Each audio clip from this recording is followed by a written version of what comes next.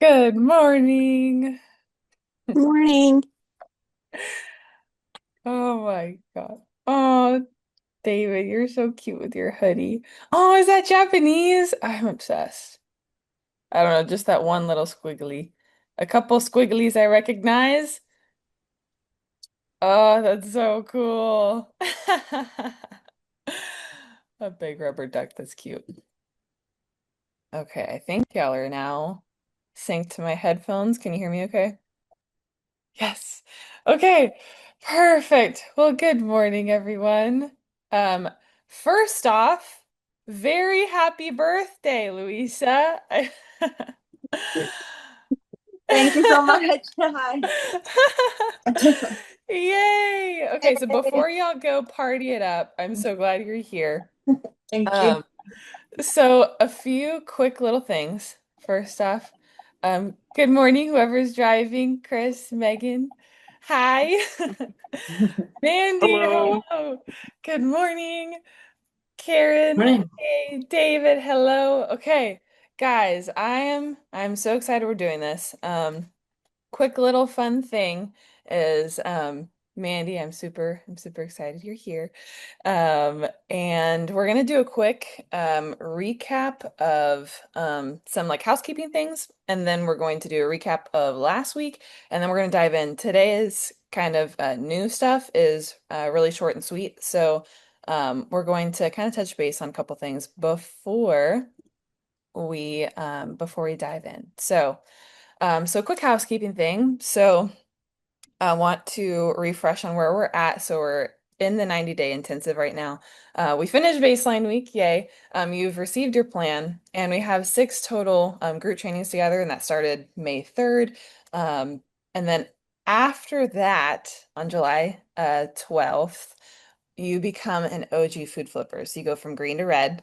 Um, and we will continue group calls every other week, but just the difference is you have all of the essential tools to knowing your plan, understanding your plan, going out to eat without derailing your progress, knowing how to meal prep, all of the things. Um, and then you do get OG perks, so wanted to highlight those where we get one-on-one check-ins, but you're welcome to message me at any time now. And then you receive uh, updated updates to your nutrition plan. So the nutrition plan you have right now is will just carry you the first step of the way, but not necessarily all the way to seeing all of the results that you want to see. So whenever we are OG food flippers, then you can get an update to your plan based on how your body changes. So as your body changes, so whether you lose weight or gain weight, you might notice a progress plateau, in which case we need to update your plan. And then you can also get a workout plan. So I do have like a spreadsheet that I can make for you. It can be as custom as you want, or if you're like, hey, just give me something and then we'll go from there, then we can do that too. And links to videos of me doing the exercises to help you with form. And then access to book personal training. So this isn't complimentary because it is quite a bit of it is time intensive on my end, but you can book those if you'd like. And then you have additional meal planning and prepping tools that I'm really excited um, for you to see whenever the time comes. So wanted to first hit on that on housekeeping. But now let's dive in to following up on last week. Um, so last week we talked a bit about portion cheat sheets and how to make on days a bit more fun and not like super restrictive so that we don't need to go like hog wild on our off days. So I wanted to know what cheat sheets you might have used the last couple weeks to kind of integrate some of those fun foods into your week. So was there any cheat sheets that y'all enjoyed? The pizza and the cake ones are super Awesome. helpful. Yeah. That's really Yeah. Aw- yeah. Awesome. And wings too. Oh, the wings. Yeah. Yeah. Those Costco wings are so good. I was very surprised. Like they were Yes, perfect. they're really good. I'm glad you like. Aw- yes, I did. Absolutely. Okay, so we have basically cheat sheets for everything. So a little recap on what the portion cheat sheets are is instead of trying to guess like what the portions are, like I think there's some fat here, but some protein here, like a lasagna, for example, it's a kind of a combination of several things. So I just kind of put the guesswork away and show you for one portion of this food, here are the portions for it. Or for one serving of this food, here are the protein, veggie, carb, fat portions.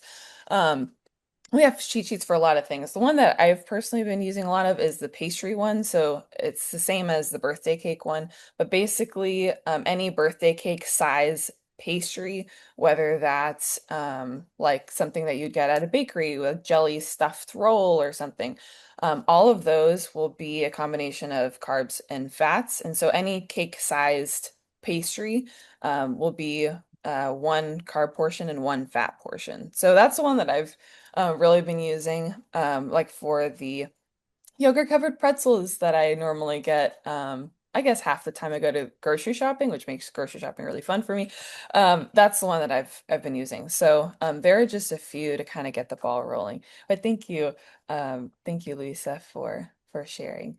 And then eating out mindfully. So one of your tasks was to go out to eat and kind of see if you can do it mindfully, whether it's on an on day or an off day. And we're going to get to the difference between those here in a little bit. But how did eating out go for you guys? Michelle, I didn't Megan eat and I out went this to week. Oh, go ahead, Dion. Oh, I was just going to say, I didn't eat out this week, but last week I did Chick-fil-A and I got the salad, but I got the wrong dressing, but I only used like half a bag of it. So, Perfect. Yeah, yeah. their dressings are pretty generous. So Yeah. that's a Yes. great strategy. Thank you, Dion. All right, Uh-huh. Chris, I know you were chiming in. yes, Megan and I went to a pho shop and we got pho for dinner a week or so ago. And instead of getting the fattier cuts of meat, we got the leaner, like eye of round, the leaner cuts for the soup. Nice. Yeah, and the side of veggies. Nice. Oh my gosh, that's awesome, y'all. So yeah, eye of round is one of the cheaper lean cuts of meat that you'll find at the grocery store or out at pho restaurants. So awesome. Okay, great. And then we talked about on and off days.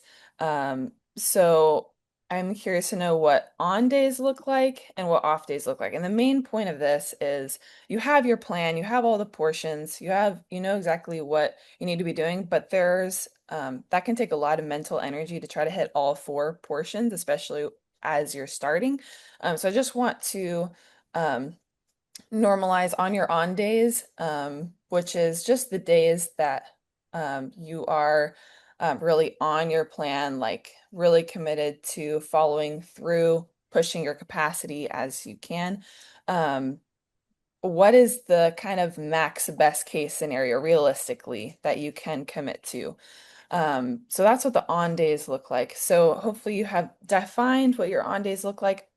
And then also predefined which days you are taking that mental break because you will take a mental break. And I would rather that break be intentional than to say, well, I started breakfast off poorly or what bad, and I had a pastry, so I'm just going to throw the whole day away. I'm going to eat a whole thing of pizza and I'm going to have brownies and I'm just going to like go hog wild, which none of those foods are a bad thing.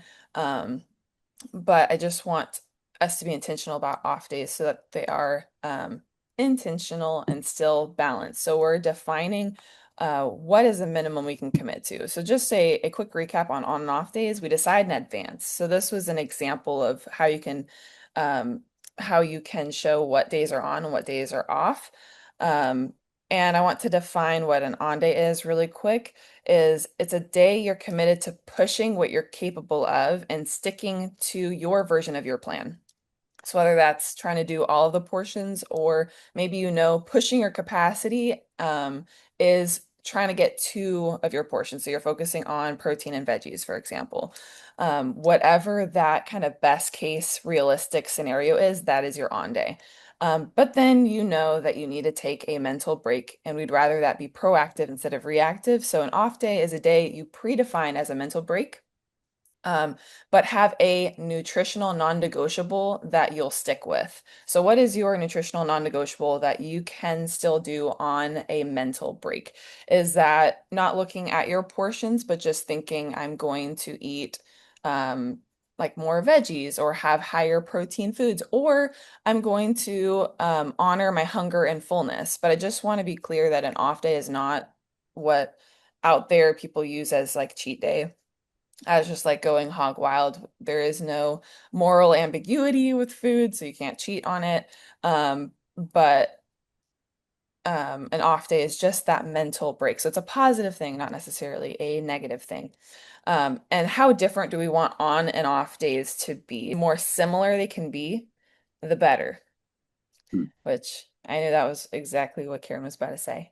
She was like, yeah, I knew that. I knew that. So how different do you want these to be? The more similar they can be, the better. And eventually, the longer we go through this and the more natural your plan becomes, then the more similar they can look like. And it's totally normal for them to look pretty different starting out. Um, but as it becomes routine, they'll look more similar. So, how do we make them look more similar? We enjoy on days and we don't go hog wild, and we still are rational human beings on our off days. So, to enjoy our on days, we are not depriving ourselves, we're enjoying fun foods. So, we're using portion cheat sheets to integrate those fun foods. And then on our off days, we don't need to go hog wild because our on days weren't so restrictive that we finally have the chance to break free and enjoy our life. So there's no need to go hog wild, but we're still fueling our body, and we're maybe honoring our fullness cues. So that is a great off day place to start. Is okay, I'm gonna have a mental break, but I'm gonna do one thing, and that one thing is I'm gonna honor my fullness. Whatever I eat, I'm just going to notice how I'm feeling and stop whenever I'm feeling satisfied. So that's one example of what an off day could look like. So at this time, do you have any on-off day questions before we dive into something different? No, okay, cool. Cool. If any pop up at the end, we'll have Q&A at the end. So think about on-off days. Any questions you have, you can always ask on Discord, but we'll have Q&A at the end. So moving forward with something newish is we're having a portion pop quiz.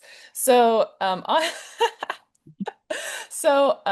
this, just yell out, blurt out whatever the answer is as we go along. So you'll get the hang of it. So protein. We're going to start more simple, and then we're going to get a little bit more challenging.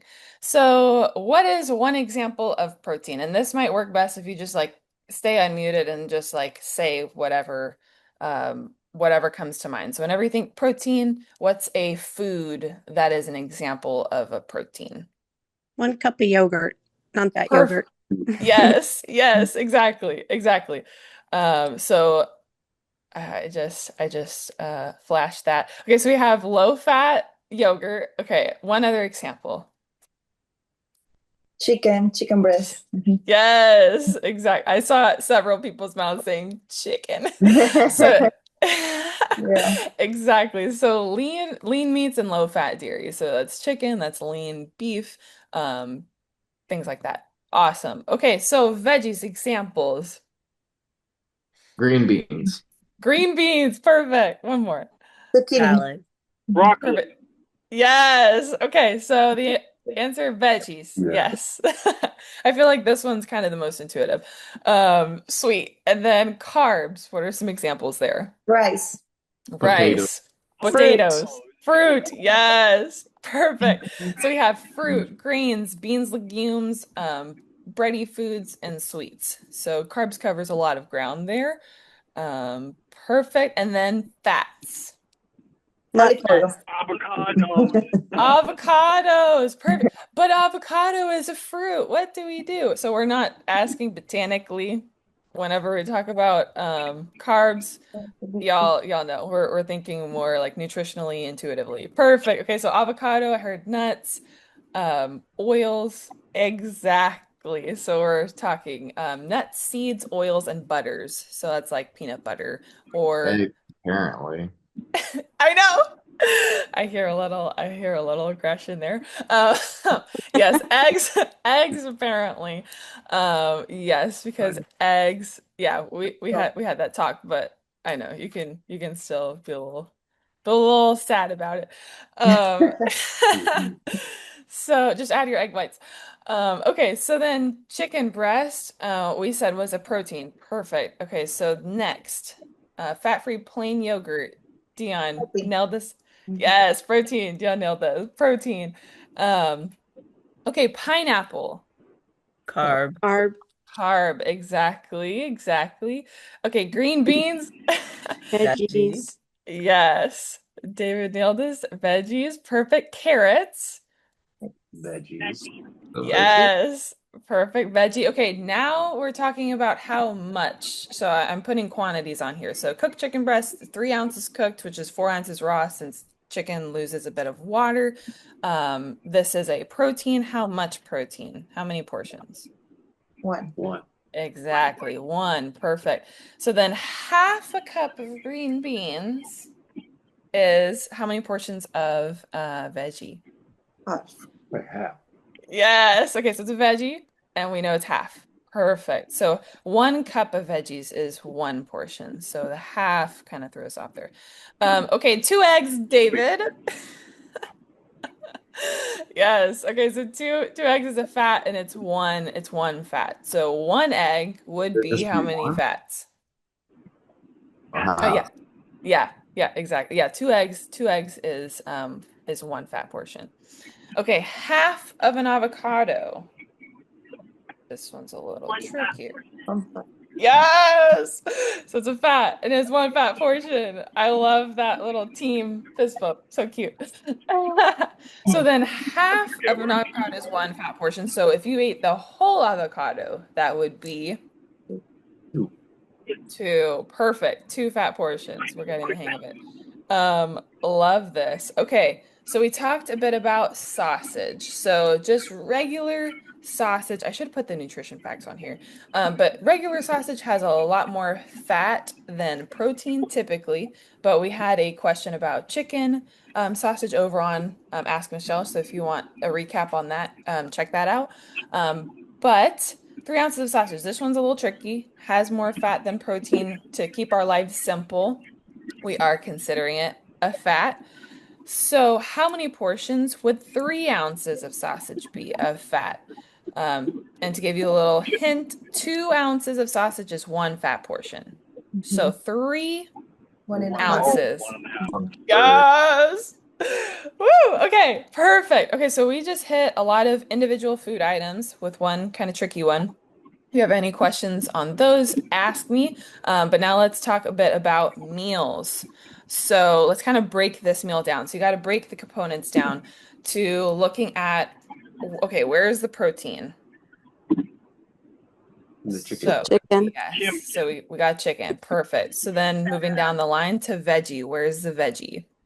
Cucumbers, tomatoes. Yeah, cucumbers, tomatoes, and Lettuce. spinach Mhm. or Yeah. whatever it is. Yeah, whatever those mixed greens are.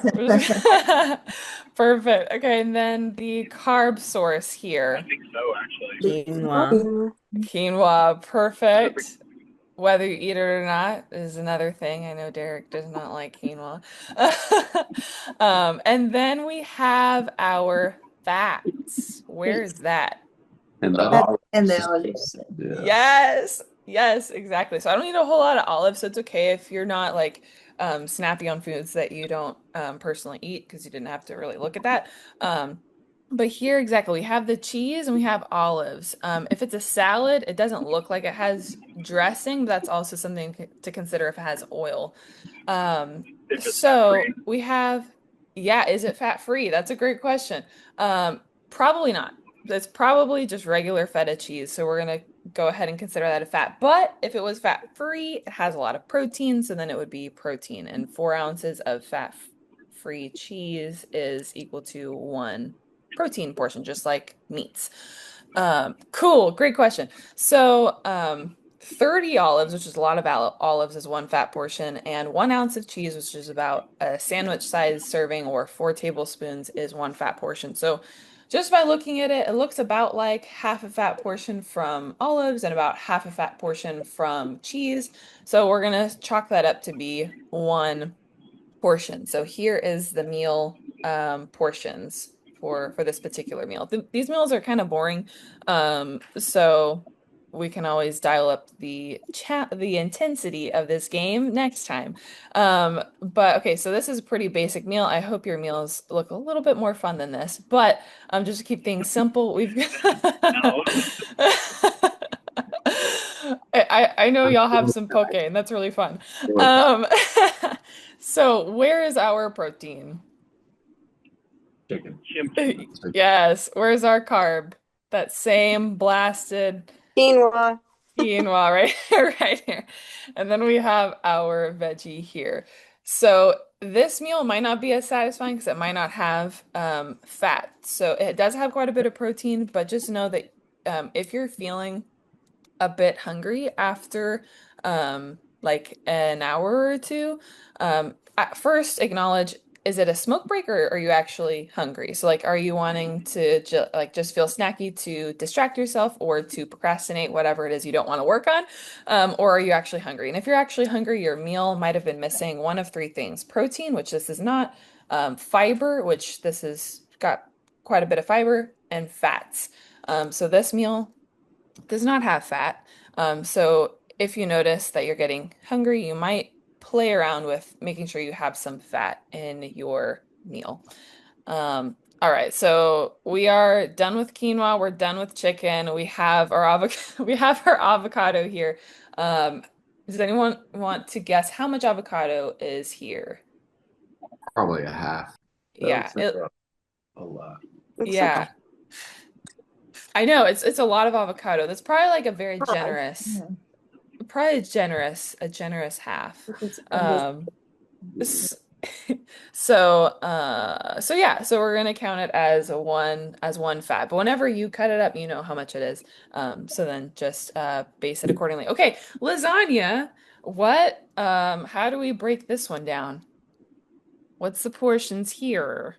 So we know we have protein, because carbs, that's yes, and we have carbs. Where are the carbs coming from? the pasta, the Yeah. Pasta.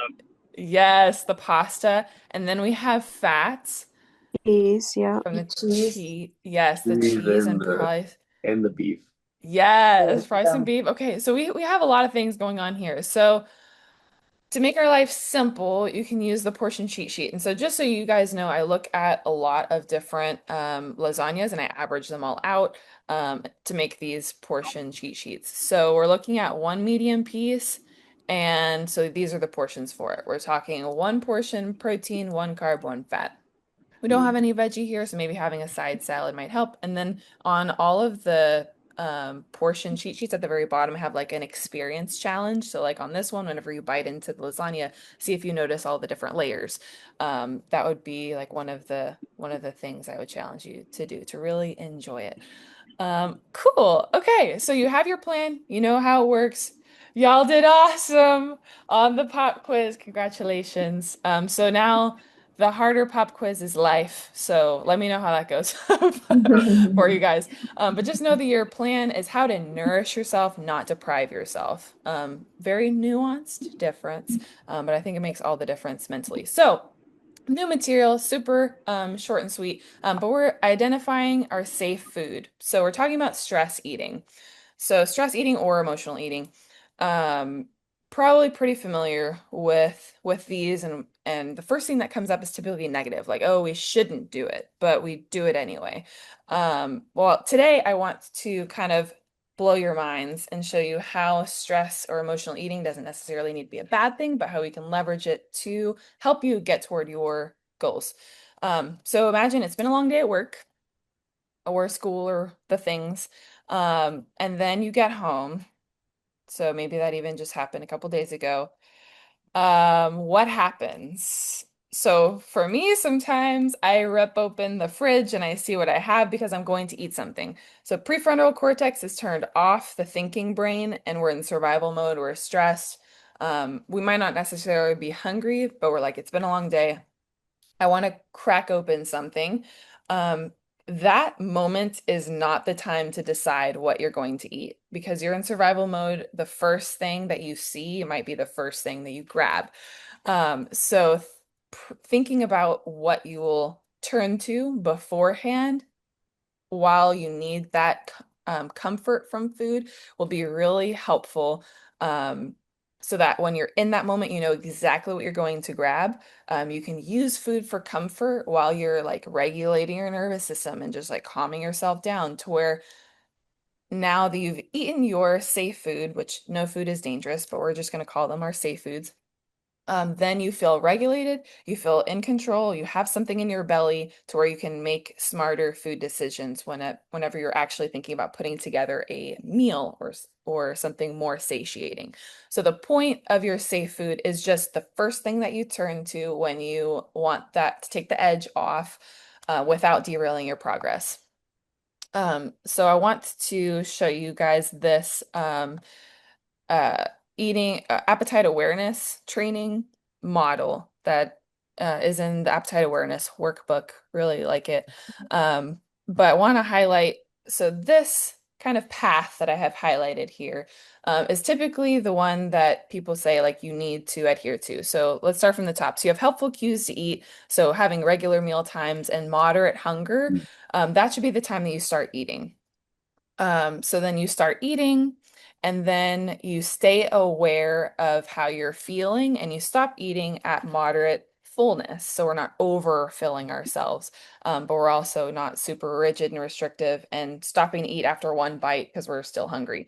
So you let yourself feel full, and there are a lot of benefits to that. So you're feeling like in control of food, you're letting it fill you up.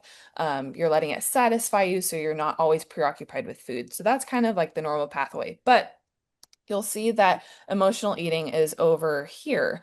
And a lot of people think that's kind of a negative thing. So a lot of models out there kind of deem emotional eating as bad, where a lot of times you can start eating and then you might ignore fullness. You go to normalized overeating. You have the what the heck response of like, oh, well, I've already like overeated or I ate this thing that I deem as like a bad food, so I'm just going to continue to eat as much of it as possible. And then you either feel really uncomfortable or do something that has a term of binge. Either way, you feel overstuffed, you don't feel great about yourself, and like that can continue. So that's um, shading emotional eating in a negative light. But what I want to kind of blow your mind with is instead of going through that whole cycle here, we can still use emotional eating to give us comfort. So for me, if I'm stressed, I know I need something crunchy, whether that's a whole bag of Dorito chips or whether that's a carrot or cucumbers. Honestly, it gives me the exact same de-stressing of like, I need that hand to mouth movement for comfort. I need the crunch. So I'm going to think in advance. I'm going to make sure I have a cucumber always ready. Lately, it's been carrots. I've been obsessed with carrots lately. And so that's the thing that I turn to whenever I'm like, I'm going to eat right now. My survival brain is on, my thinking brain is off. I'm just going to reach and grab a carrot to regulate myself and make smarter decisions. So, um, the whole don't eat unless you're hungry sometimes does not apply whenever we just want that smoke break. We want that time out on life. We want to chill out. We want to take the edge off. So we can still use food for comfort because that's one of the beautiful things about food. So let's identify our safe food. So we get to have use food for for comfort. Um, it helps also if we're ravenous and we're just going to like pillage our fridge of all the things. Let's first have our comfort food to like regulate ourselves so we can like prepare a meal. Or if you're just feeling munchy, we can still use food to satisfy whatever itch we're trying to scratch. So here's my safe food. This used to be my favorite safe food. Now it's been carrots. But I love peeling a cucumber, slicing it in half, and putting this Propel powder on it. For me, it tastes kind of like Sour Patch Kid, like it has the sweet and sour, kind of like Sour Patch Kids. And make sure your cucumber is cool. I've tried it with a warm cucumber; it does not hit quite the same. So do it with a cold cucumber from the fridge. So having a cucumber already peeled, so all you have to do is slice it in half and sprinkle this on top, is a great way to make sure that that is ready to go. So that is it on new stuff is identify your safe food. Safe food is really any food that is satisfying while keeping it either lower calorie or your safe food can also be a portion that you find hard to meet. So if you consistently find that that you're low on protein by the end of the day, then maybe having a food that's high in protein be your safe food can be a really great thing to do. So like fat-free feta, for example, absolutely, it's so good. I know, Louisa, we're on this fat-free feta train. It's really good. Oh yeah, and Karen, I know you tried it too. Um, so that might be one that you turn to whenever you're looking to take the edge off. You're getting your protein in, so it's helping you actually not harming or not making it your process slower to get your to your goals, but you're actually expediting the process by just being smart about what that food is. So if you're low on protein, maybe making your safe food protein. Otherwise, you can have as many veggies as you want. So your plan just defines kind of the lower side of how many veggies to have. You can go above that. Just know I would not go super above it because that can lead to discomfort on how full you are, or it can also impact digestion later on. But you can go over on veggies. So identify your safe food as either a portion that you are low in by the end of the day or a veggie that is satisfying that will just like give you the munch that you want or give you the crunch that you're looking for to help you regulate. And then you're able to like make more big brain. And I see I'm frozen. Okay. You can make more big brain decisions when it comes to your food. Because I know when I'm ravenous, whenever I'm really hungry, my standards for food drop way down. And so I'll eat a lot of things that if I was more rational thinking, I might not eat as much of it or the types of food or both. So we can use food for comfort and be smart about our safe food to help us regulate so we're not like ravenous, but we're able to like put a decent meal together. Cool. Cool, cool. So identify your safe food and message me if you have any like ideas on like, hey, is this the thing we're going for? Absolutely. There's really no wrong way of doing this, but I might suggest different ideas that might align better with your goals to help you guys out. So there were just a couple of ideas with high protein, fat-free feta, carrots, or this cucumber thing. But your safe food is yours to discover, but I'm here to help. Okay, cool. Any questions about safe foods or circling back to on-off days? Um, Since I wasn't really able to, I was out of town last week and, I missed mhm, last mhm. meeting.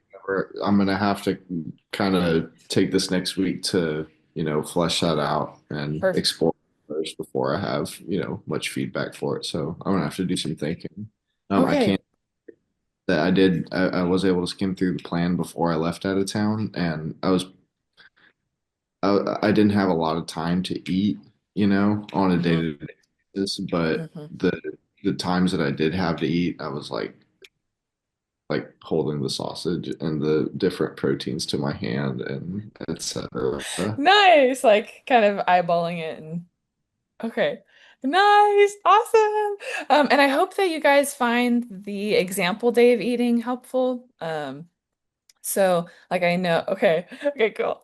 Because that's partly a newer thing that I started doing, but I think it might be really helpful. So whenever time is low or like you're on the go, I know I included this in David's plan, but things like having some nuts at least that can stay in the car all day, or like it's not as satisfying with like a protein powder, dried fruit situation, or like an apple or things. Those things can be car friendly. And especially if you're having a hard time eating the volume that you need to eat, looking at richer foods. I call them portionally expensive foods. So like for example, a little bitty serving of dried fruit is the same as having a whole cup um, of regular hydrated fruit. So like dehydrated cranberries, only having like a couple tablespoons is the same as having one whole cup, heaping cup, so even a little bit bigger of a cup than like berries or pineapple or things like that. So if you need portionally expensive foods because you're having a hard time eating, then looking at what those foods are. Dehydrated foods are more portionally expensive because water can take up like 70% of some foods, like meats, for example. Muscle is like 60 to 70% water. So that can be some tips. So if you're having a hard time reaching your portions, let me know and we can always like talk about what might make more sense for you. One other quick question about dehydrating protein. Is Mhm. there a particular I know you don't lose very much nutritional value when you dehydrate it, correct? Yeah, I'll have to look at the stability of like iron, for example, because I know that the iron in plants is more unstable than in meats. So, you would lose a lot of nutritional value more so in like fruits and veggies than you would in meats. Okay. I was just wondering if there's a particular protein that is, more stable, quote unquote, dehydrated, Mm-hmm. deep, Um, etc. Yeah, a lot of proteins don't have as much vitamins and minerals as like fruits and veggies. So I think I'll have to look at the iron amount in regular meats like beef versus dehydrated jerky. But at that point, like I would just try to get your portions in and then we can focus on optimizing after that. So big picture and then we can dial in. All right. So you said that sausage was a fat. Hmm. So does that apply to like Italian sausage too? Which Hmm. is I think pork based, right? Right. Yeah. Exactly. Um, exactly. And you're welcome to take a picture of it, kind of like Chris did with his chicken sausage. And so that one, while it does have about the same amount of protein and fat, we want to acknowledge the protein that's there. And so we're doing that. So I can give you your portions for whatever sausage you like. Because each sausage is a little might be higher fat or whatever. So I can look at that. But as just a general thing, it is a fat. Two ounces of sausage kind of hits that one portion fat mark. Mhm. Great questions. Awesome. Alrighty, y'all. Well, Luisa has a party to get to. So thank you guys for coming out. So I'll always summarize the call in the group call replays and highlight the action to take. So today's action is to um look at your on and off days and see what's realistic, maybe tweak those a bit, but then identify your safe food and message me about it if you have any questions. But that is just the food that you'll go straight to when thinking brain is off, survival brain is on, and you're just wanting to get that edge off. All right. Good. Awesome. Thank Okay. Thank All you. righty. Well, thank y'all so much for showing up. And I'm looking forward to seeing what y'all's safe food is. In the meantime, y'all take care. Have a great weekend. And I'll see y'all in a couple weeks. We're talking about meal prep next. I'm really excited about that. So let's get all this mindset stuff done because this is really what sets the foundation for everything else on top of it to be sustainable. But next we're talking about meal prep. So excited to make that simple for us. thank you, Michelle. Of Thank course. you. Thank you. Bye. All Have right. a good Bye, day. guys. Bye.